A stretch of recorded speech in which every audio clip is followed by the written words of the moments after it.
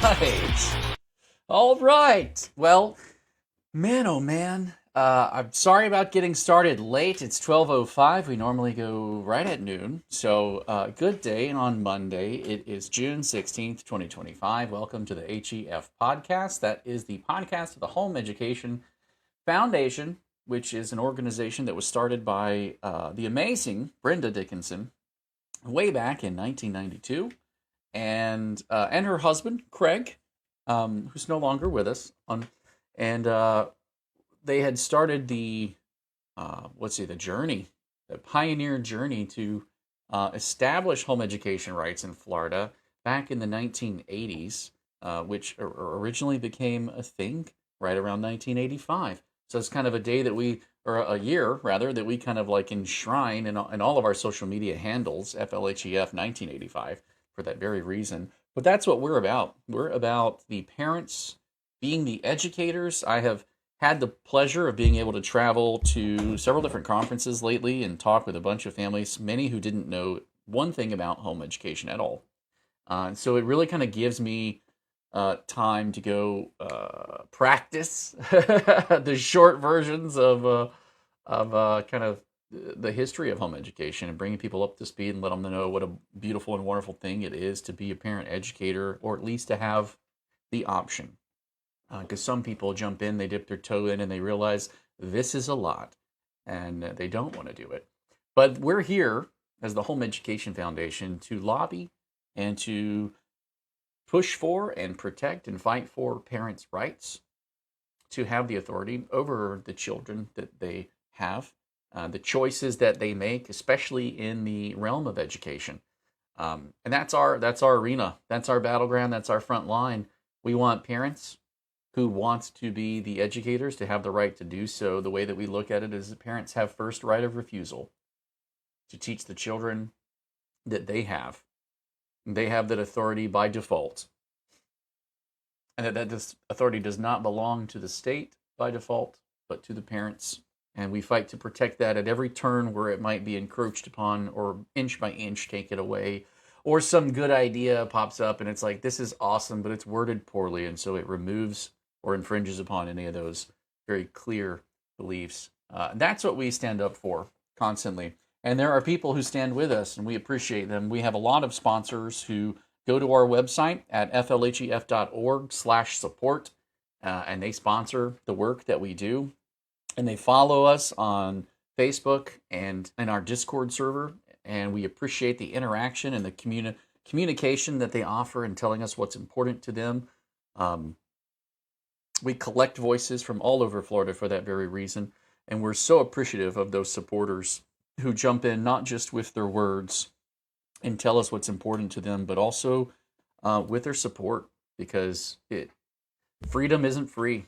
It comes at a cost. And we're very thankful for those in the past who have paid that cost, the ultimate cost for our freedoms. And we enshrine that with things like Memorial Day and our veterans. And we also have, I think it's a beautiful thing that we have Brenda Dickinson with us still, even after her retirement, to hop on these live streams with us and talk.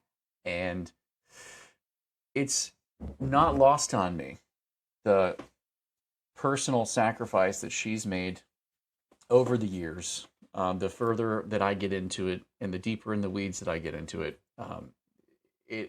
there is a great sacrifice. And I think to honor that with some support, to make sure that the work keeps going, even if we don't know it, it's still happening, and it's important that it keeps happening. And honestly, I'm a fighter. I'm going to do it anyway.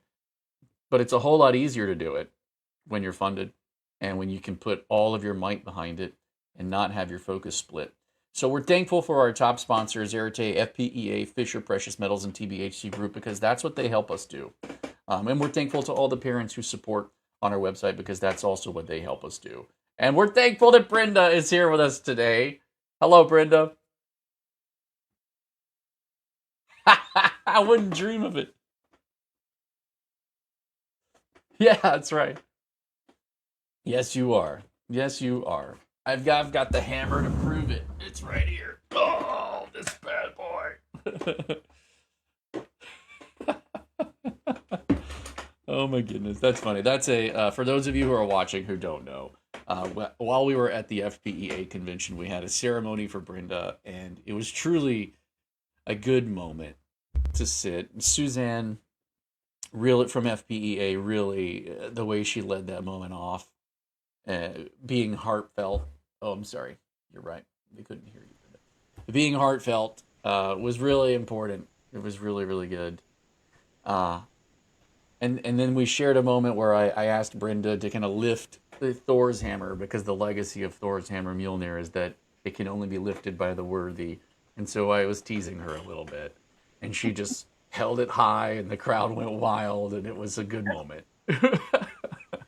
So I guess instead of passing the torch, she's passing the hammer. Yeah. It's the Um, weight of a hammer that you received. yeah, yes, it Every is. moment you're like, what Oh what my, did they do? What did they do? What did they change yeah. a word in there that we didn't want Oh my changed? word. Every time I open one of the new amendments and it's 80 something pages long, I'm like, well, there we go. Here's it's time. Whether you had something Grab the planned that coffee. night or not, you're going to Mm-mm. read that amendment, right? Yeah, and they dropped some of the language yesterday on Father's Day. It's like, well, there you go. It's Yeah, every day. just how it happens. That's life.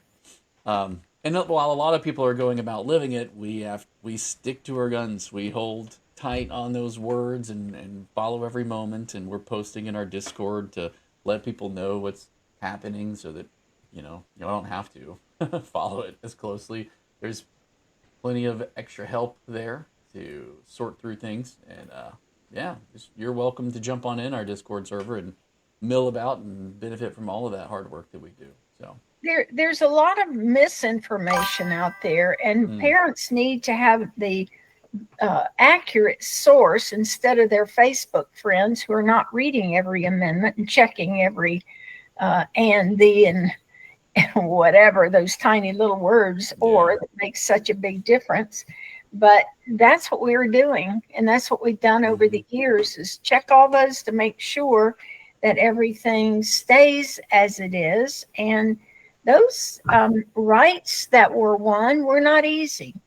A lot of people come into this today, especially PEP parents, with no idea how things were Mm, before 1985, and it's a labor of love, but nonetheless, it's love, and it's a labor. yeah. And people often said, "Oh, I'd like to do what you do," and I say, "Well, are you willing to move to Tallahassee? Are you willing to give up, Yeah. most of your free time to read?" And even if it's not free time, you still have to read it. You have to make time to read all those things and Yeah. go up to the Capitol and contact legislators. And I'm so grateful that Jason and Crystal were willing to make the move to be here on the scene. And you really can't do this job long distance. No, no. And that's funny that you say that because it's true. There are moments where I've just had to be at the Capitol. There was a moment where I was at the Capitol and I came home thinking we were done, and then as soon as I walk in the door and sit down, I actually no, I had taken my suit off already, and I was just getting settled in, and I got a text and said, "Hey, can you be back up? Can you can you make a meeting?" And I was like, "Absolutely, I can make a meeting." And I'm like throwing my clothes back on and He everything. really had Just just like sat down at the table to relax, and then he was back up, putting his suit back on.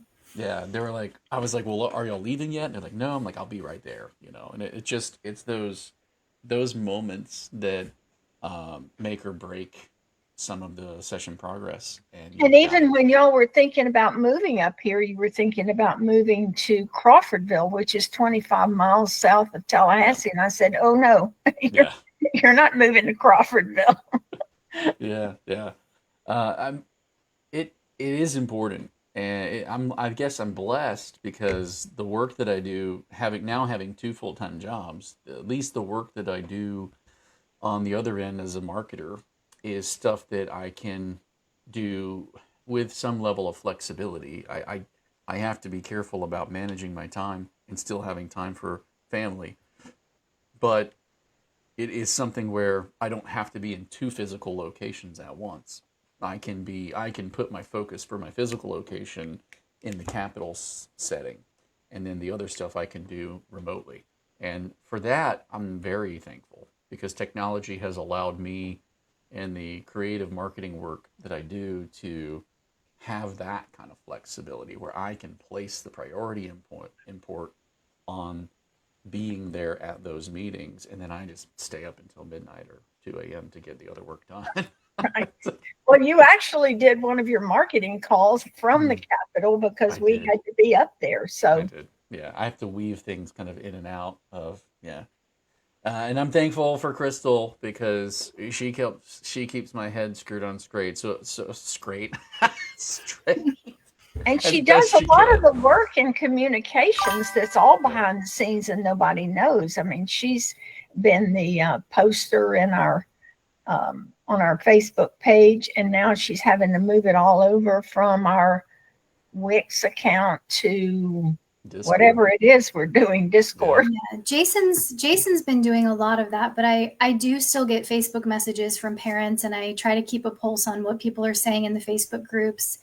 My initial motivation for getting involved in that part of it was just exasperation at all of the confusion that I was seeing just passed around, especially early when PEP first launched. And I was like, these people are just saying completely false things as though it's fact. So I started, Yeah. befriending some of the admins of the groups and asking if I could post links to accurate information.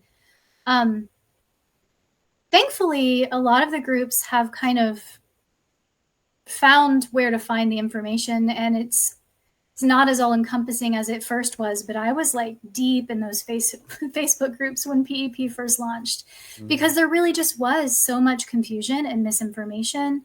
And, Step Up, bless their hearts, they're trying, but their customer service even gives out false information sometimes. And so, yeah, that's a part of it that I've been able to scale back a little bit because, like I said, people are starting to kind of get their bearings now. But at first, man, it was a lot. Mm-hmm. Well, that's what Jason with his marketing skills has been able to do, is to form a community of people who now understand that their accurate information is coming from HEF and in our new Discord platform. Is it a platform? Yep. And so before, I'm sorry to say, we were not very good at getting information out. I was doing the work, but with not enough support to hire somebody to help. I'm not a technology person. Thankfully, Jason is, and he is using those skills to educate the community about where you do get accurate information. And it'll make it a lot easier going forward if people will join our Discord and get accurate information. Then they can share it on their Facebook pages if they want to, but at least they'll have the accurate information. And many times Jason and Crystal are putting in there the actual wording from the bills and statute numbers. And so, you're getting accurate information on our page, and that's what we really want you to have, and to be able to speak with authority. Not only with each other, but with the district superintendent's offices and other people that you encounter that may not be informed. And unfortunately, people change or retire, and you have new people coming in at the district level. They don't understand home education, and so they kind of make up their own rules. And we have to get the word out that's accurate. In fact, now Jason's built, I've had a once a year relationship with the district's home education contacts, but Jason's now on their short list. And so if they have a question, they're now calling Jason. So we're trying to help with education at all levels so that parents don't run into problems that are just a result of not knowing the law. Yeah, and then we get questions sometimes from the district home education offices, like, why do parents say this or why are they saying that? And I'm like, oh, they heard that on Facebook and this and that and the other. And, like we've been trying to tell them this. And they go, well, how can they get that information? So I've been sharing with them that they can share our Discord with all of their people, and that we can help take some of the customer service call load off of their plate by answering some of those questions for the parents. And we have a channel for every county that is in the state of Florida. So you can ask a question that you're hearing from your home education office or an issue that's arising. You can put those in your county and get localized help. One of the things we're looking for are people who are in the different counties who are willing to volunteer to be some of the people who come directly to us, get the lowdown or the readout, and then go back to their county and handle some of the front line of that information. So if you're a person who likes to be in the know and you like to be one of the ones helping spread accurate information so you can help parents, we need you to reach out to us through the Discord and let us know that, and let us know which county you're in so that we can kind of put you into our leadership channel and like help you with any of the questions that you're having so that you can spread that information out and pull your people in there. It's interesting. Wow, that was, yes, we hear you. It was interesting what you were just talking about a second ago, because you were talking about how sometimes someone comes into a position and they're new. I just had a recent conversation with the Department of Education's Chief of Staff. We have a new commissioner coming in, and that's fantastic. I like him a lot. I liked Commissioner Manny Diaz Jr. as well, but I also really like our new one because he's been very helpful to us and in different ways, especially with the athletics bill. And so I had been reaching out to the existing commissioner, Manny Diaz Jr., and trying to connect with him. I was put in contact with him by one of the representatives who was helping us with the bill when they heard that we had more prevalent and pervasive issues. They thought that it was just like one moment here and one moment there. The truth is, it was actually very pervasive in many counties and many cases per county. And I had most parents will give up partway through the process, but I had a few parents who were bulldog fighters who would go in those email chains, go word, line by line and say, well, why did you say this? And and wait for the response so that there's actionable, something written to work with. And shout out to Nathan Groff, who is now one of our board members, because he is an absolute bulldog, a mover and a shaker in his county, and it's because of him that we had some of the connections that we did, and we're so thankful to him for the tenacity to see that fight all the way through its difficult moments. And so when I was working with the chief of staff at the DOE, going back and forth, it was he called me the other day while I was at the Jacksonville convention, and I had to step out. And he said, you were right. And I almost wanted to make him repeat those words again because I love it. So nice when you get a pat on the back. Yeah, I was like, let me savor that a little. Hold on a second. Because everywhere I turn, people go, well, are you an attorney? How do you know what you're talking about? Blah, blah, blah. And I get the pushback everywhere and in every conversation. And it felt really good for him to say, oh, you were right. And we didn't know how big of a deal this was. Thank you for bringing it to our attention. And they were promising to get right on it. They're like, we're going to put out a memo. We're going to clear this up with every single district. The DOE is going to do that. The DOE is going to do that, yes. And he asked specifically the new bill that, he even stated that the amendment that was offered earlier that was then completely stricken out, was actually something that was a collaborative effort to try to fix something. And they didn't realize how negative it was for home education students until I pointed it out. And he was like, that was actually the first time you hit my radar. And I'm thankful that you did that because you were right. As we do that language and fix it, we want you to be a part of that process to help us.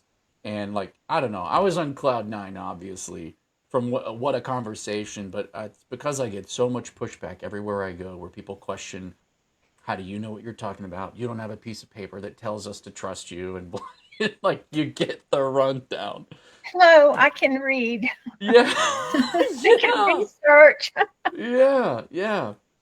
I mean, And you did a fantastic job on one of our live streams about how extracurricular activities was excluded as a requirement under mhm, the capacity Constitution. Mhm. statute, and tracked it all the way from the Constitution right on down to the law, Episode 83. and which I might add, no other attorney did. Nope. Yeah. Yeah. Because the Superintendent's Association interpreted it the way they wanted to, Yes. not what the law said. Well, because of that, so I actually sent that episode to him. And because of that, he said, our attorneys agree with you. And the superintendents have been misinterpreting this, and we're going to get that corrected. And I was like, yeah! Vindicated. But let me Score just one for the Home Education Foundation. say that fight started way back in before Christmas, I think. Mm-hmm. Oh, yeah, and, further, yeah.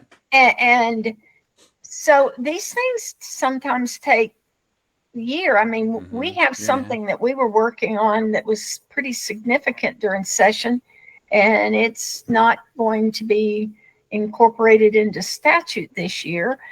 And so this will be year number 2 we work on it. I mean, Mhm. sometimes like dual enrollment took 3 years to get it passed. Yeah. So, you know, So- people get really frustrated because it doesn't happen immediately, but these things take a lot of time, energy, expertise, and stick-to-itness, persistence. Yes. And I get, we had a recent post that we put up on Facebook, and a lot of people are like, HEF should be focused on this, and they should be focused on that. And, you know, while I appreciate pointing out what you believe is important, because I think that's important for us to know from you, what you consider to be important, I think it's equally important that you follow what we're doing. Because some of those things that people pointed out were actually things we've been working on heavily and pushing for heavily. So that you're telling us to do it when we've been doing it for quite a while, really. And just those are lets the me know you're people not that following. need to join the Discord as leaders, because they need to be able to pass that information out and get us help with their legislators. I mean, there's a lot of things people Yes. can do to be Yes. partners, but you got to be part of the process. And our process now is Discord, so that everybody, the community of home education, can be connected. Absolutely. Yeah. And I think I think that there during session a lot happens really, really fast. So having a place you can go where, as things change on the daily, you know you're gonna get the down low on it. I think I want that. I'm the one who has to do it and collate it. But if I were following something like that, I would want that. You know.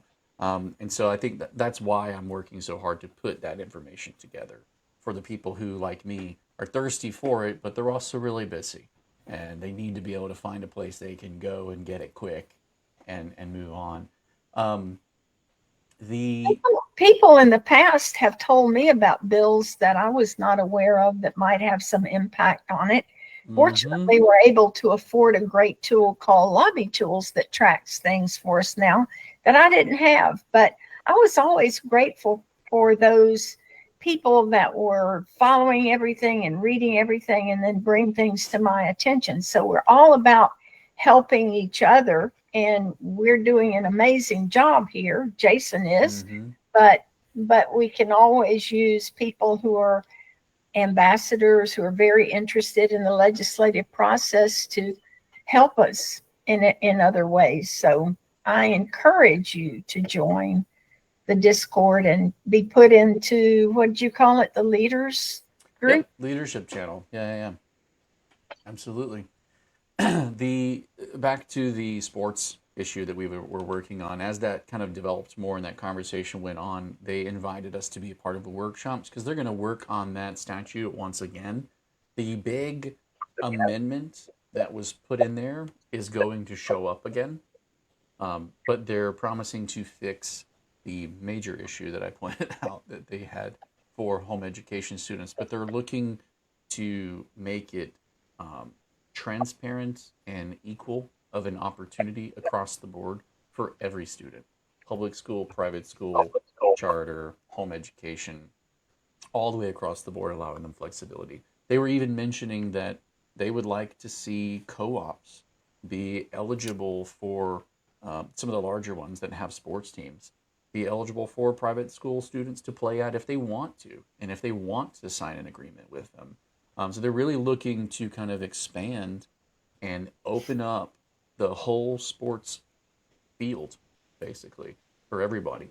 So hopefully we can move past that point where, superintendents are carving off schools and be like, no, mine, mine. But the truth is they exist because of the taxpayers putting them there. So I look forward to seeing that. I think it is going to have some impact and some shift, but we'll be a part of that process moving forward. So as we talk about today, session is drawing to a close. The budget is drawing to a close, and we're finally going to move forward. It's not over. It's literally the beginning of the next step. So this is the end of previous session and the very beginning of next. So there is no down moment for us. There is no lull. We are jumping right in to all of the next meetings and all of the next everything. These are just the ones that don't end up on the Public Florida channel because they're not committee meetings and things like that yet. They're the planning and the initiatives and the goal setting and workshopping language and meeting with these people and building relationships and coalitions. So there's a ton that still goes into it. If you happen to be, and this is another really, really important part of using Discord, if you happen to be a person in your county, Hillsborough or Pasco or Broward or in any county, and you are connected with your representatives or senators, and you are building those relationships, and let's say that they have an event that's going on or something that like they need support for, they need people to show up for. Our county channels are the perfect place to post about that and let home education families know how they can get involved to be helpful. If you're like a local person who's doing any of those things, and I met some of you at FPEA, which is why I mentioned those counties, and there are some parents who came to me and were like, hey, let's collaborate together. And I said, great, get in. I'm looking forward to you showing up. I expect to see you. I'm not going to call you out by name just yet, but you offered to help. I want your help, and I need to know in those counties who you're supporting, what they're doing. Are they having a charity event? Are they showing up this? Is there a place where home education families can show up and show support, and we can coordinate boots on the ground, and you could help us with that? That would be immense. That would be epic. There are so many things on my end that we can do to help support. We have a shop at flhef.org. I know it's shop.flhef.org, where we can put shirts up in there. So if you all want to order shirts that are similar and wear them and go together and show up in mass, we can help put some of that stuff together for you to do. And because of my marketing background, and that's the kind of stuff I'm good at, I know how to facilitate and draw all that together. But then I could lean on you for helping me spearhead in the local areas what you're involved in. Because I think it's critically important that we show up. In a time where no one shows up because everybody argues on Facebook and they post and then they disappear, and it's like, that kind of culture where something bad happens, they're like, oh, we're praying for you, really hope it gets better for you, and then they just go their own way. It's very different than when someone shows up at your house and says, hey, we cooked you a meal, right? That extra step of being involved in your life, that showing up for each other, that's what we've got to be good at.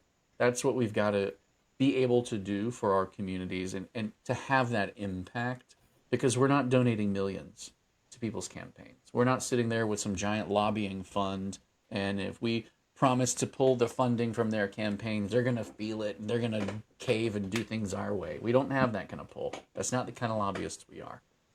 The kind of lobbyists we are is we stand up for parents' rights. We find the values that we believe in, that we We believe work in firmly. campaigns with our time and our kids. That's right. And that's how legislators get introduced many times to home education is Yes. with your kids. And they are the best testimony for home education there is. Yes. And I don't want you to feel like you're alone in that endeavor. We've designed a place for you to do that in that county channel and get the help that you want and need. We're here for you. And anytime there's a moment like that where we can help facilitate that connection, like, let us know. Speak up, speak out, especially in those channels, and we are ready and roaring to throw some support your way to help you coordinate those things. There's one thing that I just thought of when you mentioned the t-shirts is when we got an issue like this and we need to educate legislators, if they would attend, and I think it's called the county delegation meetings, or I've forgotten the first word. Yes. It's delegation meetings.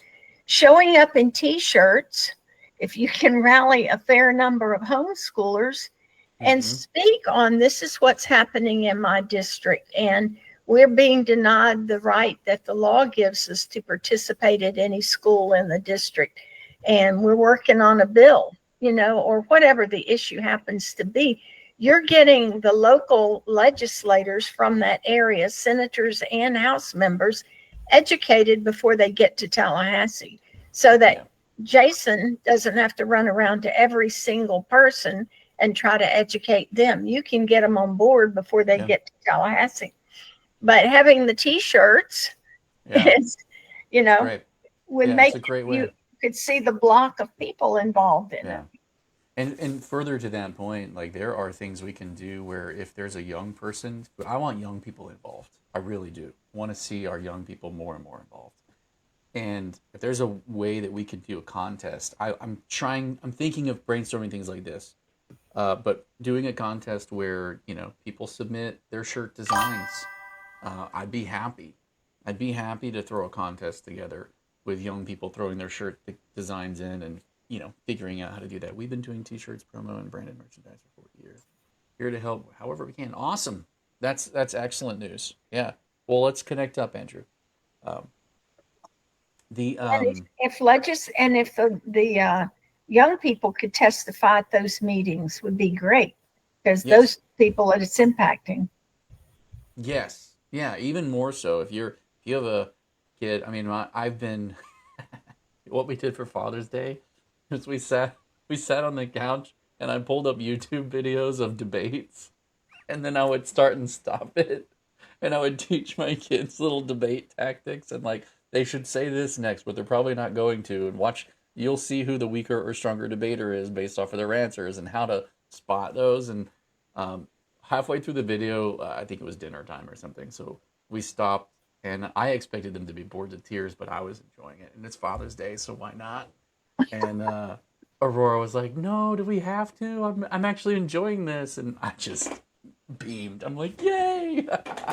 If you've got those kind of kids and they want to speak or they're interested, yeah, absolutely. Hearing it from youth, especially if it's well articulated and they understand, they can show and demonstrate understanding. Not in a Greta Thunberg kind of way, where they're just blasting and shaming someone, but if they can actually articulate their very strongly held beliefs, I think that would be super powerful coming from our youth to show that that's what matters to them. So, anywho, let's move forward, because I know that we're running out of time and we've got to get to another call at 1. So the amendment that was offered to the language, the budget was confirmed, and the 72-hour period started, I believe, on Friday evening, and so it is over, and they will be voting today to close off the budget session. So the language that appeared yesterday in the bill, it revises funding and operational aspects of Florida's education system as a whole, not just the homeschooling part. Including educational programs, funding allocations, and reporting requirements. So the It amends the requirements for the operation of the Mariana Sunland Center, specifying it'll be operated by the Department of Education through grants and agreements with funding computed under specified statutes. It mandates the repayments of the Schools of Hope Reviving Loan Program will replenish the fund and requires a third-party administrator to maintain a $25 million balance in the fund from July 1st, 2027. Changes the way developmental research schools receive state funds to be based on the county in which the school is located. It defines how charter schools, including those affiliated with local educational agencies and institutions of higher education, are funded, and describes how funds should be utilized and reallocated. Broadly revises the definitions related to persistently low-performing schools, including the requirements for schools to qualify as schools of hope. Adjusts student funding calculations for the Florida Virtual School, particularly regarding full-time equivalent student determinations. Amends eligibility for New World's scholarship accounts, modifying parent and student responsibilities and defining permissible expenditures under the program. Specifies components that may be included in school district reading instruction plans, engaging more educational support for reading improvements. It modifies provisions to CAPE, digital tool certificates, and industry certifications in public schools, emphasizing their availability and funding options. And it streamlines processes and recalculations related to the Florida Education Finance Program we call FEFP by providing data to the legislator and governor for compliance verification before school districts receive recalculated funds. So all of the PEP and UA scholarship language was removed. So all of the things that we had been working on, or language or definitions or accessibility of digital devices, making sure that when parents spend their funds on things like FLVS, that the money is earmarked and left for them and not then reused for other things, so that that program can still be made whole and parents can retain access and good faith interactions. All of that stuff, we're gone.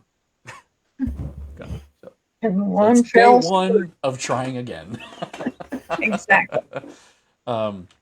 It was interesting to me to watch the legislative session progress. It was very different than last year's session, where they just seemed dead set on gutting the PEP bill because of a backlash or a response to the media outpour. And we've seen the media outpour again on stealing funds from the public school system. I think they're being met with, I shared the video, the video that I shared on Facebook actually was from Step Up for Students, talking about how schools could be providers in the marketplace. And I think that the more, I kind of worked with them and said, hey, they should put that message out. I'm glad to see that they did it.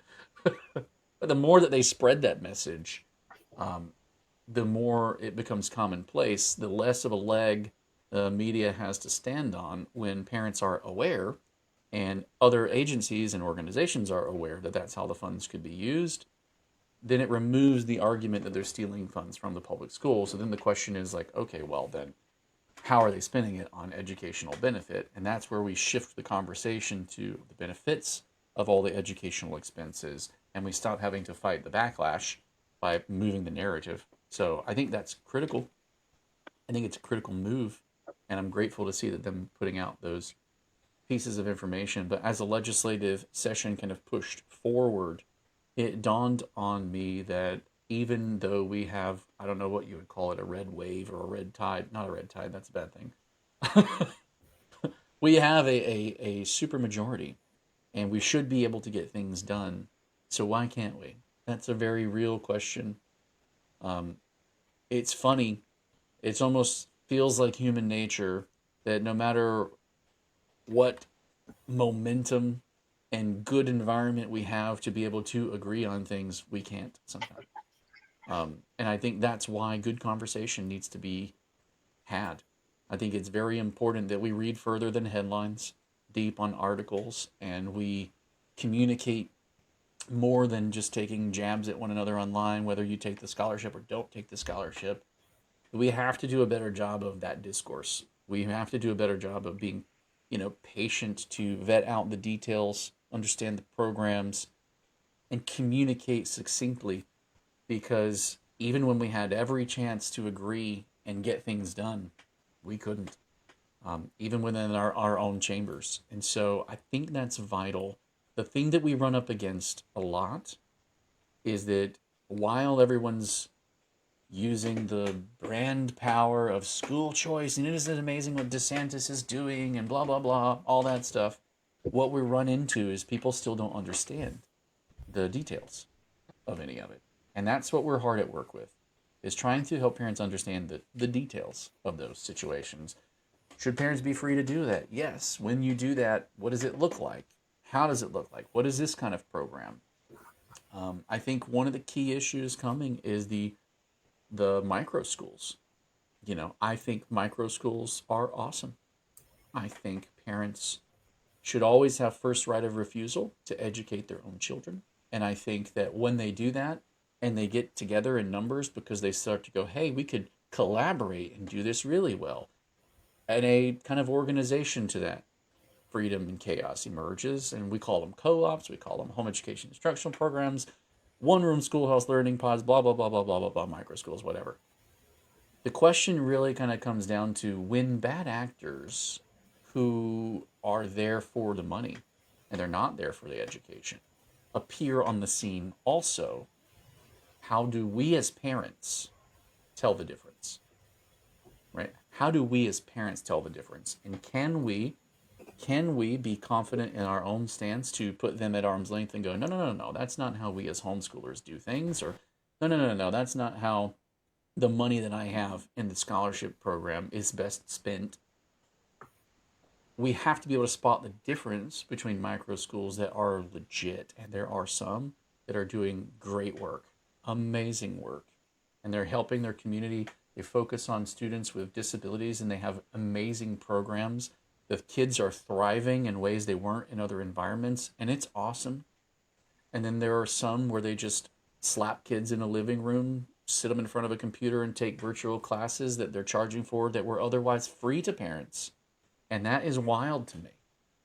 And how we tell the difference and what that looks like moving forward, and protecting home education from onerous restrictions as they seek to regulate back some of those foul players, is very important. It's really, really key. Nobody wants to see money spent without good accountability. So the question is then going to look like, what do the details of that accountability look like?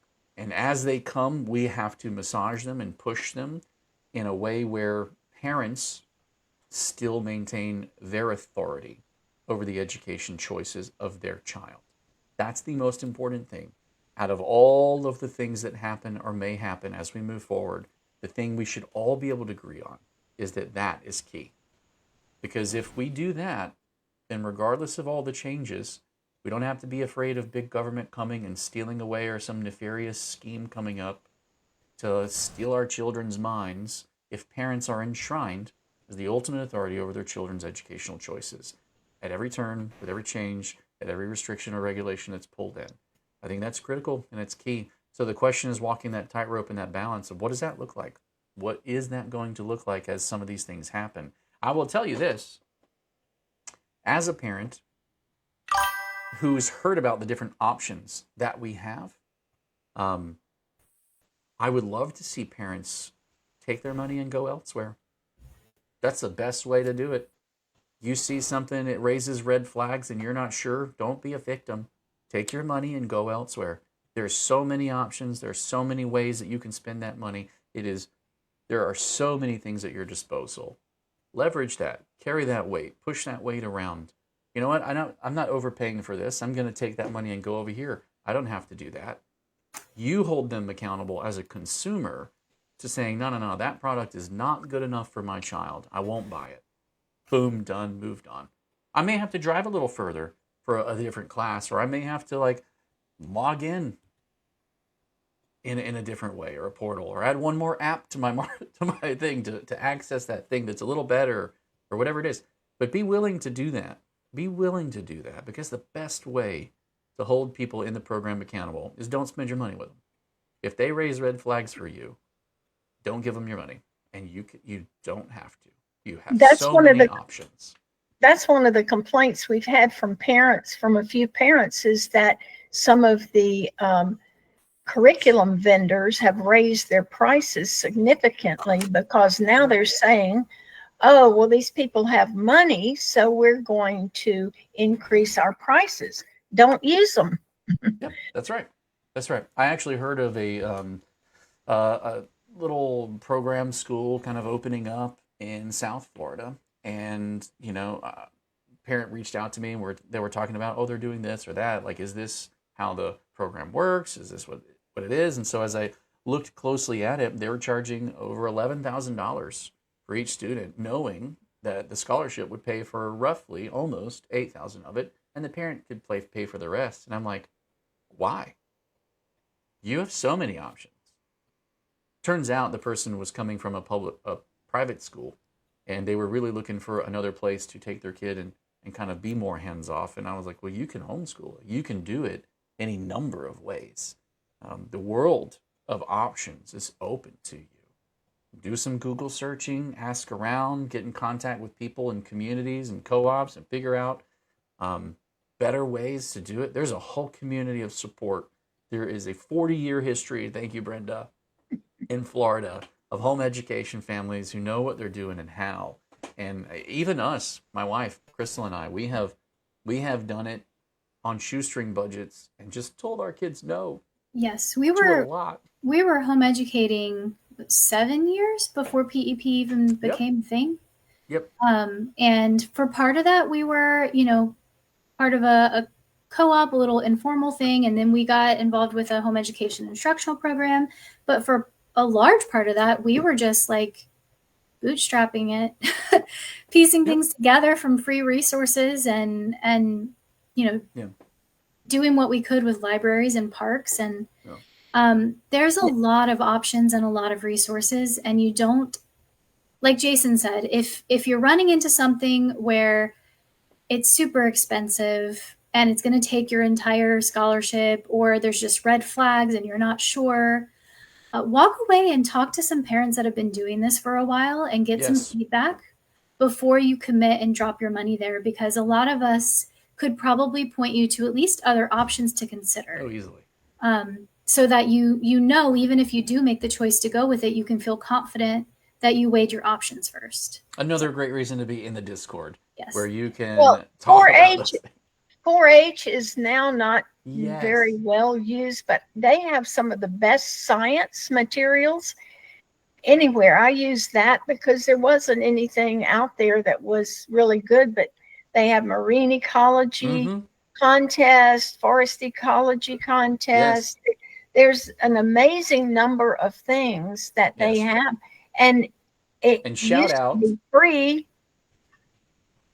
Shout out to the 4-H students that met me in the Capitol from South Florida, because they were well-spoken, articulate, well-studied, amazing kids, and I was so glad to meet them. Keep going, Brenda. Sorry.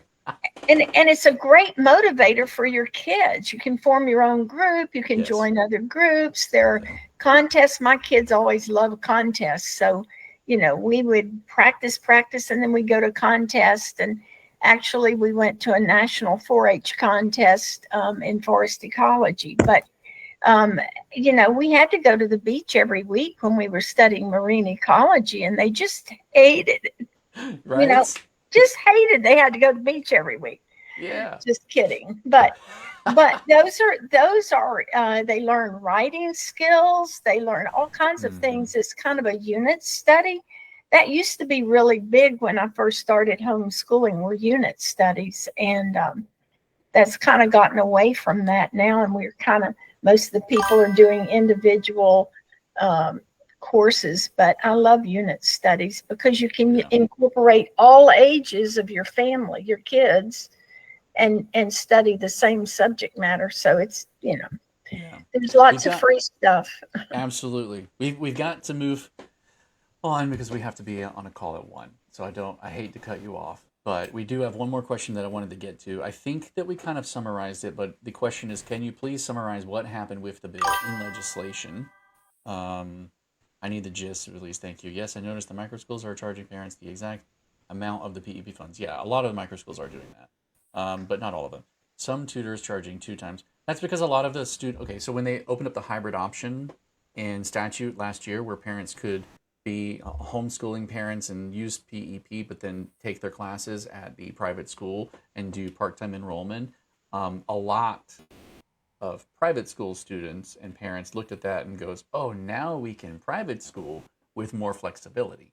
And it wasn't necessarily that and this is something I was trying to explain to one of the senators, is that he asked, when will we know whether we've reached the saturation point for home education families in the scholarship? And I'm like, you're not going to find that data anymore because you created the hybrid option. Yeah. So what's really happened is so many of the private school families are like, hey, we're private school students, and now we can private school with more flexibility, and they flooded it. And hey, look, power to you. Good for you. Do your thing. Absolutely. If you want more flexibility, do it. That's great. I think that's awesome. But the only problem is the the private school scholarships are unlimited, and PEP scholarships are, at this point, there's a certain number that they're going to allow every year. So I kind of have a problem with them taking PEP scholarships and not the EO scholarships. Yeah, I think the parents, that's their option though, right? Like, good for you, parents. But I think we need to fix that going forward in statute. It never made sense to me that they put that in PEP instead of just amending the EO statute to allow. We'll never have clean data. Like, we'll never have data that's not skewed. And so if you want the data that's going to give you the informative approach of is it working, is it not working, who's taking it, who's not taking it, is it a good program, you now can't get that data. So, and then what you do also have is a lot of people who are coming from a private school model who are looking for another private school model with the homeschool scholarship, and they're getting, let's just be honest, they're getting hosed by a lot of pop-up programs that are charging full or more than full tuition, and then the parents are still coming out of pocket for the rest of it. And I mean, yeah, let me just say, coming from the other direction as home education going into PEP, the price tags on some of these programs, I'm like, absolutely not. But if you're coming the other way from private school where you're used to a high price tag, you may not really hesitate to or investigate deeper before realizing that it may not be worth that amount. So yeah, it's that vantage point from which you approach the problem. If you're already coming out of pocket 12 to 15K or 30K a year, coming out 12K with 8K having taken out of it because of PEP scholarship, sounds like a great deal. Like, it's an amazing deal. And then if you're looking at it from the other standpoint where you were doing everything on a shoestring budget and it didn't cost you hardly anything, nothing quite like that, and then you have an $8,000 scholarship and they want all of it, you're like, whoa, hang on a minute. You want it all? What? Yeah. And then I still have to pay? So like it's just about the perspective shift. But in that perspective shift is a big, it's a big factor in how the programs will move forward because who's in the program now. And, I think parents, hey, look, you saw an opportunity and you took it. I don't blame you. I don't fault you. You saw a good opportunity. You wanted that private school thing with more flexibility, and you found it because they put it in statute. That is not your fault. No, but that's something that we need to work on so that the PEP is available for more parents who want to do their own home education program. And they put that in there at the last minute of the last day of session. Yeah, and there wasn't a lot of thought put into how that was going to work. So those are some of the things that we're going to work on going forward. Not that we want to take away any parents' rights or choices, but we want to make it possible for the parents who want the money to teach their children at home without the umbrella of the private school. And really, there are umbrella private schools out there that are not getting the funds right now. And that's something that we need to work on as well. I'm not going to be walking the Capitol, but I'm going to be involved in policy. And that's something that's on my plate. So when people say, hey, you should be talking with those people, like we 100% are. We haven't forgotten you. And if you are not aware of that, join our Discord, because that's where all the important information and accurate information and all the stuff that we're working on is getting spread. And it's very easy to do. Go to our website, flhef.org. right at the top, there's a Discord button. I'm also working on a join landing page today that'll go through some of the benefits so that, you can read through how to use it, what it'll be like, and what are the benefits. And so, Do you want to Mhm. hit her question really quick about Yes. summarizing? Yeah, Um, because we do have to go like right now. Yeah. So I'm gonna do it really like super speed fast. So we started the session. We had two main bills. One was the home education instructional programs with a bunch of other definitions, digital devices, and things to update the PEP scholarship. We also touched on the UA scholarship and how they can get an updated matrix. And then as the session progressed, a lot of that just kind of went and got piecemealed out. The governor spoke up and said something, and that had to do with the IEP and the matrix. And so we pulled that part because we didn't want to be in conflict with him. And so then, as we're working through a lot of the details, the sports bill became a major focus because it got hijacked by the House. And then I don't even know what happened in some ways, but we ended up back where we needed to be on that bill, and it was a big win and a big W. And then the governor signed that in just before the FPEA convention, and that was exciting.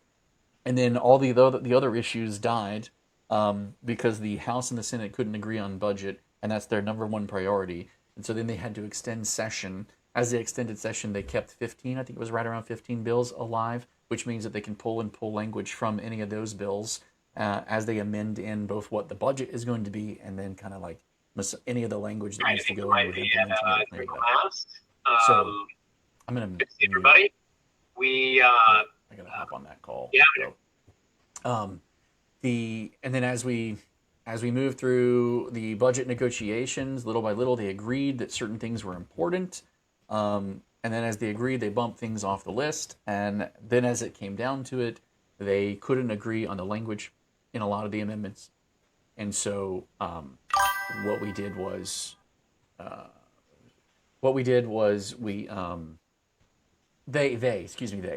Senate and the House end up tossing out all of the scholarship stuff they couldn't agree on, which is everything. Yeah, so pretty much the 70-30 that we were watching is pretty much just gone.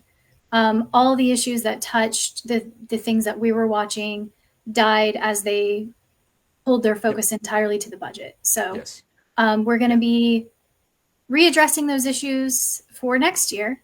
And the priorities, it wasn't just that they couldn't agree on things. It was that the things that they were trying to agree on were also so nuanced, and our conversations needed to happen. And the priorities for the budget, there were other issues with the funding that were massive, and they gobbled up all of the time for conversation and debate. And so what happened is they ended up not being able to get to the stuff that was more fringe. I know digital devices are important to us in the scholarship, but they were dealing with some massive funding changes and things like that. So I do have to go. We love that we're all with y'all. I have to be on the call that Brenda is currently on, and so I'm going to let y'all go. And yeah, there she goes.